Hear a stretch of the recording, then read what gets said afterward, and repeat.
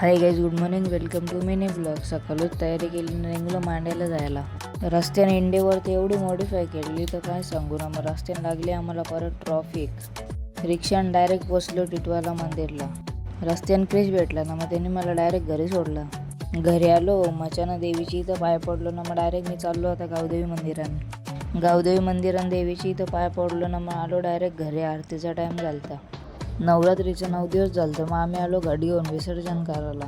विसर्जन करून झालं ना, मग बसलो जेवायला ना. जेवण झालं ते आलो डायरेक्ट पत्ती केल्याला. पत्ती गेलता मला मरुदाने फोन केला, बोलतो चल फिरायला जाऊ. तर काढली गाडी ना, आम्ही चाललो कल्याणमध्ये फिरायला टाइमपास करत. रस्त्यात भूक लागली तर घेतलं समोसा खायला. पेट्रोल पंपावर आलो ना, गाडीने टाकायला घेतलं डिझेल ना, मग परत आम्ही आलो सँडविच खायला. गाडीने डिझेल नव्हतं तर पक्का आस्ती चालू होत होता ना. जसा डिझेल टाकला तशी याने तर डायरेक्ट 100वर नेली गाडी. मंचुरियन चिल्ली खात बसलो. मला रस्त्याने वांद्रा भेटले, सगळे आय बाय करून हसत होती.